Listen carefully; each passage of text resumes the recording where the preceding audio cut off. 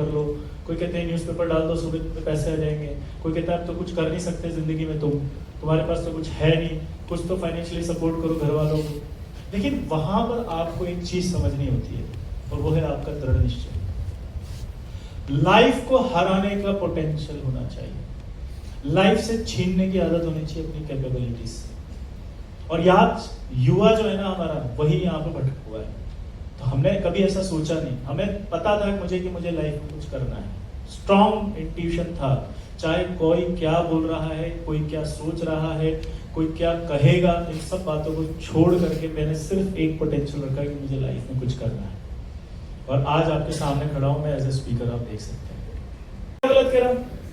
अगर मैं सुबह से उठ करके सिर्फ इस टेंशन में हूं कि मेरा रिप्लाई क्यों नहीं किया उसने, है? मेरे लाइक क्यों नहीं किया पोस्ट को, मुझे ऐसे कैसे बोल दिया, उसके साथ ऐसा कैसे, मेरे साथ ऐसा क्यों नहीं है, तो सोचो आपका फोकस तो सिर्फ उन्हीं चीजों पे जा रहा है। तो जब वो प्रॉब्लम आप माइंड में सोचोगे तो आपको माइंड में सिर्फ उन्हीं प्रॉब्लम को सॉल्व करने वाले लोग मिलेंगे। तो आप फिर क्या करोगे, अपने दोस्त के पास ही जाओगे जो पहले से इन चक्रों में उलझा हुआ, ठीक है, या सीनियर कह सकते हैं, आपका चोट खाया हुआ कह सकते हैं, है ना, दिल टूटा हुआ कह सकते हैं, तो आप उसी के पास गाइडेंस लेने जाओगे तो वो वही गाइडेंस देगा। अब मैं आपका फोकस शिफ्ट करना चाह रहा हूं। अगर आप अपने फोकस को लेके जाते हो तो सुबह उठते ही सोचते हो कि यार मुझे जो है वो लाइफ में करना क्या है, गोल सेट करना है। गोल क्या है मेरा, तो यार कि मुझे ना इतना अच्छे से पढ़ाई करनी है,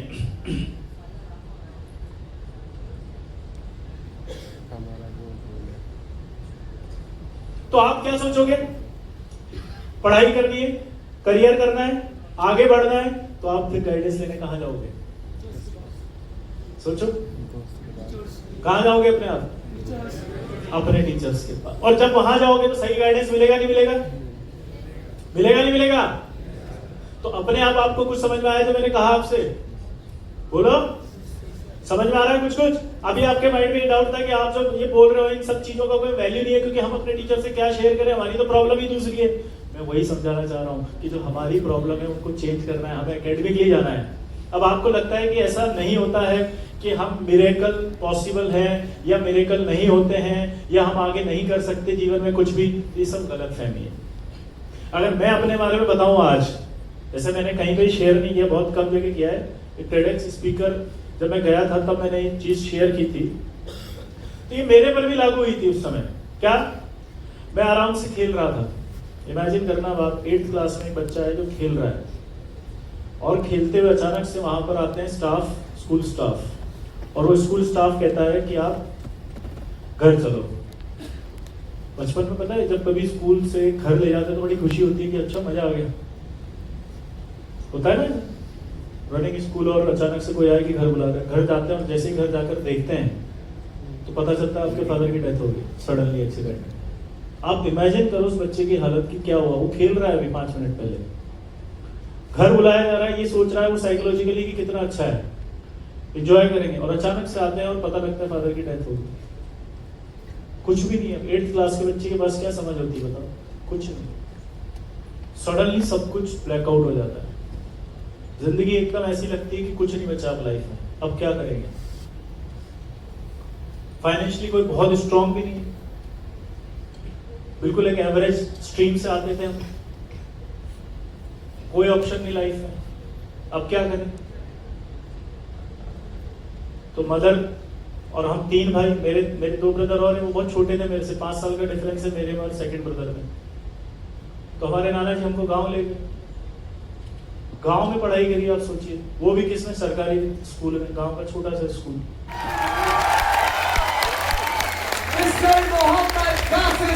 स्वागत करिए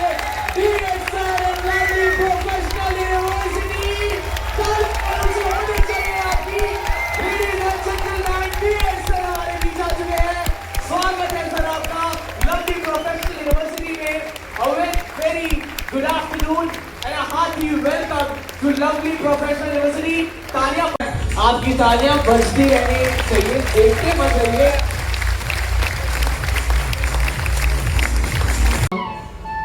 डॉक्टर सर्वपल्ली राधाकृष्णन जी को एक ऐसी छवि जो हर भारतीय के दिल में बसी है,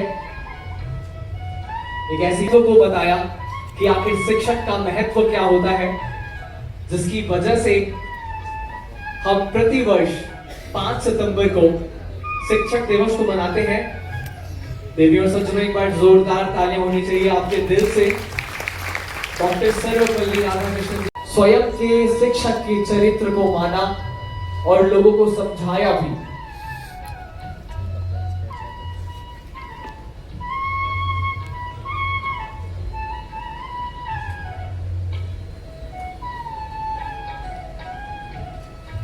सुजाता मिश्रा जी की एक छोटी सी पंक्ति में आपके सामने रखना चाहूंगा।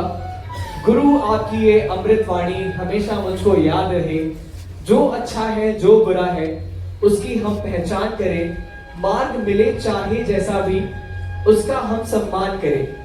दीप जले या अंगारे हो पाठ तुम्हारा याद रहे, अच्छाई और बुराई का जब भी हम चुनाव करें, गुरु आपकी ये अमृत वाणी हमेशा मुझको याद रहे, हमेशा मुझको याद रहे।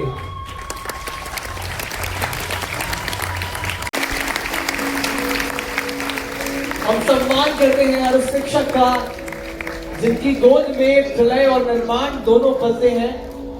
और आज का ये दिन बहुत ज्यादा खास है क्योंकि जो शिक्षक हैं हमेशा यूं ही मार्गदर्शन करते रहते हैं। देवी और सज्जनों, this amazing event education to Finland के अंदर तो सिर्फ 10% ग्रेजुएट्स ऐसे होते हैं जिनको टीचर बनने का मौका मिलता है। जैसे यहाँ पे यूपीएससी एग्जाम है ना, इसी तरह से फिनलैंड के अंदर टीचर बनना इतना ही टफ है जैसे कि कोई आईएएस ऑफिसर बनना।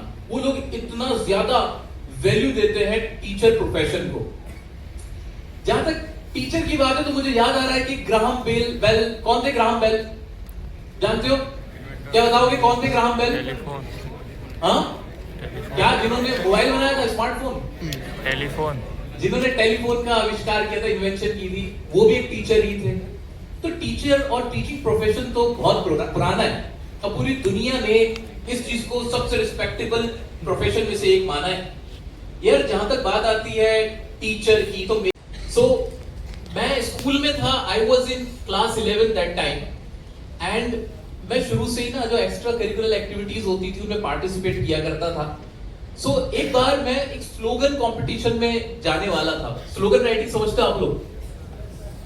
स्लोगन राइटिंग कंपटीशन था, बट अनफॉर्चुनेटली मेरे फिंगर में चोट लगी हुई थी। तो मैंने सर से बोला, सर मेरे चोट लग रही है और इसी हाथ से तो मेरे को स्लोगन बनाना होगा, लिखना होगा, ड्रॉ करना होगा, तो मैं नहीं जा सकता। मैंने उनको ऐसा बोला। तो हमारे पीटीआई सर थे। पीटीआई सर भाई सबको टफ लगते हैं, तुम्हें भी लगते हैं, स्ट्रिक्ट टफ। जैसे पीटीआई सर का नाम आता है सोच के लगने लगता है ना कि यार बहुत डर सा लगता है। ऐसे हमारे सर थे, मुझसे एक हाथ ऊपर, उनको देखते ही डर लगता था कि यार मारेंगे पहले, बाद में बात करेंगे। तो वही डर खौफ मेरे अंदर भी बहुत था। लेकिन जब कंपटीशन में हम जाते थे तो वो हमें बड़ा सपोर्ट भी करते थे। तो मैंने उनसे कहा कि मेरे उंगली में चोट लग गई, मैं नहीं जा सकता। उन्होंने मेरी फिंगर पकड़ी और उसको ऐसे रब कर दिया और मुझसे कहा कि जब युवराज सिंह टूटी हुई उंगली के साथ खेल सकता है तो तुम क्यों नहीं जा सकते हो? और मैं गया वहां पार्टिसिपेट किया एंड एज यूजुअल वहां जाता था मैं तो अच्छे हम लोग प्राइज लाते थे। फर्स्ट पोजीशन, सेकंड पोजीशन हम लोग की आती थी। तो वहां गया, मैंने पार्टिसिपेट किया and successfully I got the first prize. जब मैं बाद में आके बैठा तो मुझे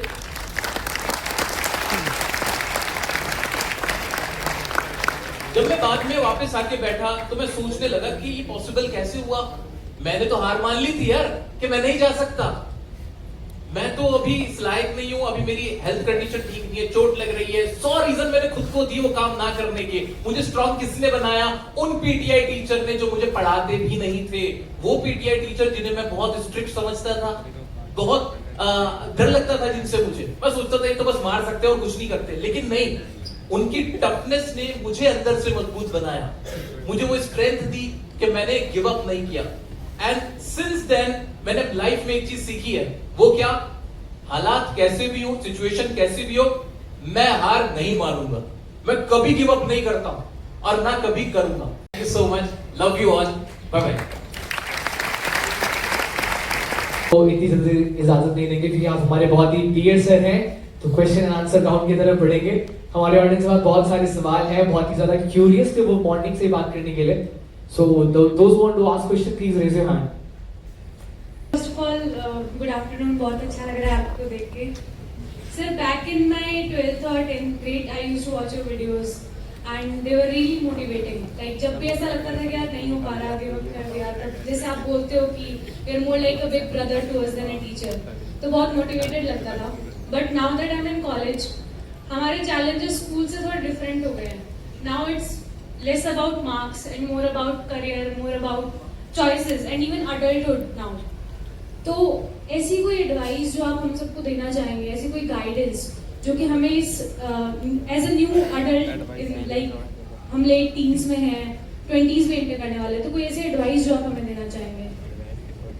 बहुत अच्छा क्वेश्चन पूछा है. I can really connect with you कि इस उम्र में आपको सबसे ज्यादा जो अगले चैलेंज रहता है वो ये रहता है कि आपको अपना करियर बिल्ड करना है.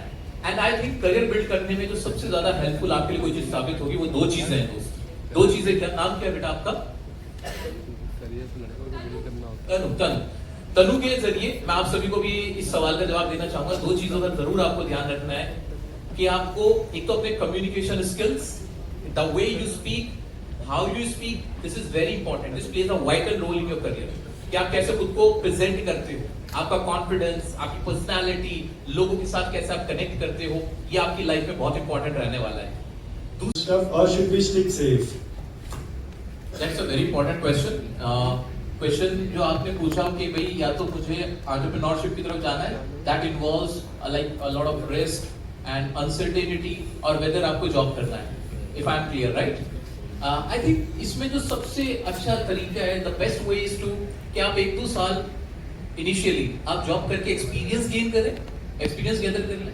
उससे क्या होगा कि आपकी जो फाइनेंशियल सिक्योरिटी है वो भी हो जाएगी, थोड़ी सेविंग्स रहेगी, एंड आपको एक एम्पल एक्सपीरियंस भी हो जाएगा कि हाँ, now I am ready to do something which I wanted, और आपको कोई किसी तरह का रिग्रेट भी नहीं होगा. देन यू कैन डिसाइड कि मैं अपनी लाइफ के 1-2 साल अब अपने एंटरप्रेन्योरशिप की तरफ देना चाहता हूँ, स्टार्टअप की तरफ देना चाहता हूँ. सो एक ही कैलकुलेटिंग वे है आई थिंक, जिसमें आपको सक्सेस के मिलने के चांसेस ज्यादा है. एंड आपके पास प्लान भी रहेगा कि ठीक है, ओके, एक रिस्क है बट एक कॉशियस अप्रोच है. I think that's a cautious approach and it will help you. Hope you get the answer. So we have one more. लोगों के बीच इतना रहता हूँ कि इन्हीं का उम्र का फील करता हूँ, मैं इनमें सूट हो जाऊंगा बिल्कुल. Good afternoon, sir. Sir, myself Sivendra Tripathi. I am pursuing my BTech from here. Sir मैं आपसे कुछ पूछना चाहता हूँ. सर जैसे आपने अभी बताया कुछ देर पहले कि सर करियर में आगे बढ़ने के लिए सर कम्युनिकेशन मस्ट है. सर कम्युनिकेशन को इम्प्रूव करने के लिए सर आप कुछ टिप दे सकते हैं जो डेली बेसिस पे हम करें सर? सबसे इंपॉर्टेंट टिप जो मुझे लगता है कम्युनिकेशन में रहता है कि आप चाहे पंजाब से हो, बिहार से हो, यूपी से हो, महाराष्ट्र से हो, आप अपनी जो भी आप लैंग्वेज बोलते हैं बोलिए, वो मैटर नहीं करता है. But when it comes to professional speaking, when it comes to your communication skills, आपका प्रोनाउंसिएशन प्रिसाइज होना चाहिए. क्योंकि इंग्लिश में मोस्टली कम्युनिकेशन स्किल्स का मतलब क्या होता है? जो अच्छी इंग्लिश बोल रहा है वो अच्छा कम्युनिकेटर है, यही तो माना जाता है. सो जो भी आप इंग्लिश में बोले, आपका प्रोनाउंसिएशन उसको गूगल से करेक्ट करें, चेक करें कि जो मैं बोल रहा हूँ क्या सही बोल रहा हूँ. मैं बहुत से लोगों को देखता हूँ, उनको इंग्लिश आती होती है, उनको कोई प्रॉब्लम नहीं होती है, बट उनके साथ दिक्कत ये आती है कि उनका प्रोनाउंसिएशन खराब होता है. इवन हिंदी में भी अगर आप बोल रहे हो तो आपका जो भी प्रोनाउंसिएशन है, आपका उच्चारण है, वो बिल्कुल ठीक रहना चाहिए. सर मैं एक मिडिल क्लास फैमिली से आता हूँ, जिसके कारण ये पिछले की पढ़ाई हिंदी मीडियम से किया, तो अभी यहाँ का डायरेक्ट इंग्लिश मीडियम में शिफ्ट हुआ हूँ, तो इसमें मुझे कॉन्फिडेंट बहुत लो हो गया इसके कारण, और कुछ बहुत ज़्यादा उसके कारण लंबे के कारण परेशानी वगैरह उसको मैनेज करते हैं, तो उसमें बहुत परेशान रहता हूँ. इसकी कैसे मैनेज करें? कॉन्फिडेंट इसके लेकर बहुत कम हो गया है. Sorry, can you please repeat? Sir Hindi medium में जो कॉन्फिडेंट था, वो कॉन्फिडेंट लेवल अचानक बहुत कम हो गया इंग्लिश मीडियम आने से. सबसे पहली बात, मैं भी मिडिल क्लास फैमिली से आता हूँ, कोई दिक्कत नहीं है, बल्कि आपके पास पाने के लिए पूरा जहां है यार. You have a lot to conquer. Okay, so बिल्कुल इस चीज को अपने मन में रख रखो कि तुम कहां से आते हो, कहां से बिलोंग करते हो, किस फाइनेंशियल बैकग्राउंड से, दैट डजंट मैटर. अब तुम्हारे पास मौका है, चीज है. नाउ आप हिंदी मीडियम से हो, इंग्लिश मीडियम में आए हो, बहुत टेक्निकल आंसर देना चाहूंगा दोस्त. आपको कुछ नहीं करना है, आपको अपनी वोकैबुलरी और थोड़ी सी ग्रामर पे काम करना है. आप वोकैबुलरी जितनी लर्न कर लोगे ना, उतना आपके लिए फायदा है. रोज का टारगेट बना लो कि रोजाना मुझे कम से कम 5 वर्ड्स डेली लर्न करने हैं, और वो भी मेरे सिलेबस से रिलेटेड. अपनी किताब उठाओ, उसमें जो भी टफ वर्ड लग रहे हैं उनको ट्रांसलेट करके देख लो, लर्न करना शुरू करो. अगर आप 1 महीना ये करते हो तो कम से कम आपके 150 वर्ड्स तैयार हो जाते हैं, राइट? और फिर आपका इंटरेस्ट अपने आप आना शुरू हो जाएगा उस सब्जेक्ट में भी, ठीक है। तो थोड़ा सा प्रॉब्लम होता है जब हिंदी से इंग्लिश में जाते हैं, बट इतनी बड़ी कोई बात नहीं है। आप अपने वर्ड्स में चीजों को समझने की कोशिश करें और वोकैब पे काम कर लें। अगर आप वोकैब 500 to 700 वोकैब अगर आपने लर्न कर ली इंग्लिश के वर्ड के जो मीनिंग्स हैं, तो दोस्त युवराज युवा, व्हाट्स योर नेम? आपका नाम क्या है भाई? दीपांशु। दीपांशु से। हाँ, युवा यहाँ पे थे, मुझे युवा याद रह गए। तो दीपांशु मेरे दोस्त, तुम्हें बहुत फायदा होगा एंड फिर आपको दिक्कत नहीं आएगी। लड़कियों से सवाल नहीं पूछने दे रही है, जितने सवाल पूछे मैक्सिमम लड़कों से पूछवा रही है। My name is Neha and I am from Uttar Pradesh and I am pursuing BTech CSC program. Sir, my question is that what advice will you give Hindi में बोल दो। to handle stress and stay motivated? Okay, stress किस चीज का है आपको नेहा?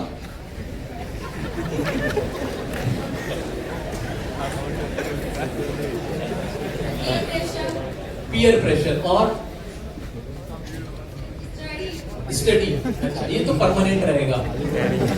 ये मेरा भी खत्म हुआ यार, मुझे भी पढ़ना पड़ता है। और बस ये दो थे। जानते हो मैंने आपसे सवाल क्यों पूछा? हमें पता ही नहीं होता हमारी प्रॉब्लम क्या है। मोस्ट ऑफ द टाइम्स हम उन चीजों को लेके परेशान रहते हैं, ओवर थिंकिंग करते हैं जिनका हमें पता ही नहीं है। अगर आप किसी चीज को ना एक बार राइट डाउन कर लो कि यार ये मेरे प्रॉब्लम्स है, तो आपको आंसर और सोल्यूशन अपने आप मिल जाएगा। जैसे मैंने बोला, स्टडी का प्रेशर तो सबको है। जाके नर्सरी क्लास के बच्चे से पूछो, उससे पूछो बेटा प्रेशर, कहेगा हाँ एक और एप्पल लर्न नहीं हो रहा मुझसे, मैं भी बड़ी टेंशन में हूँ।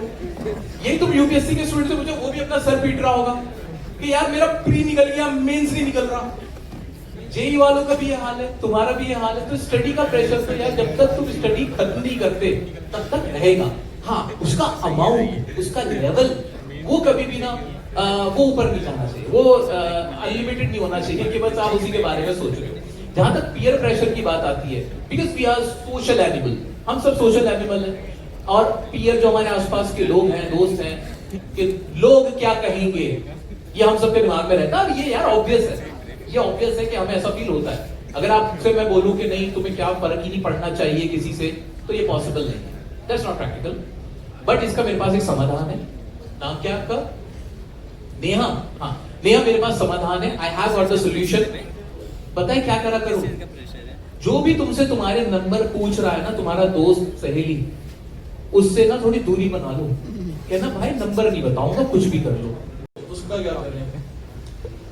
सब कुछ हासिल नहीं कर सकते कि सारी चीजें तुम कर लो। अब तुम कह रहे हो कि स्पोर्ट्स है, क्लब है, सारी चीजें तुम करना चाहते हो, जिसमें तुम्हारा इंटरेस्ट हो वो कर लो। बहुत सिंपल है। फॉर एग्जांपल मुझे क्रिकेट का शौक है तो मैं क्रिकेट खेलूंगा बस। मुझे जिम करने का शौक है, पसंद करते हैं, जिसे हम सबसे ज्यादा प्यार करते हैं, ठीक है। ये कुछ इस तरह से ये कि अगर मैं तुमसे पूछूं तुम्हारा फेवरेट फूड क्या है, अब तुम कहोगे कि मैं तो पिज्जा भी खा लूं, बर्गर भी खा लूं, मेयोनीज भी खा लूं, है ना, सब कुछ खा लूं, पेट तो इतना सही है। तो मैं तुमसे कहूंगा तुम्हारा फेवरेट फूड क्या है, वो बताओ। क्या है फेवरेट फूड? वेज बिरयानी की बात हो रही है। दाल चावल तो इजीली मिल जाएगा, कोई दिक्कत नहीं। तो आपको उसमें बस यही पॉइंट आउट करना है कि फिगर आउट करना है कि आपका फेवरेट क्या है, और उसी में आपको एक माइंड सेट लगा के लगे रहना है, फोकस करना है।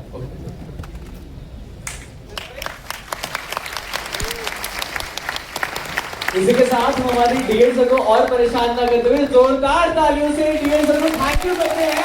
And love you so much. Thank you sir for coming with us and for this Eduvision 2025. जोरदार तालियों से चालू और आगे सबों से खड़े होंगे और ऊंची होनी चाहिए। पूरा ऊंची तालियां। Thank you sir. Thank you so much.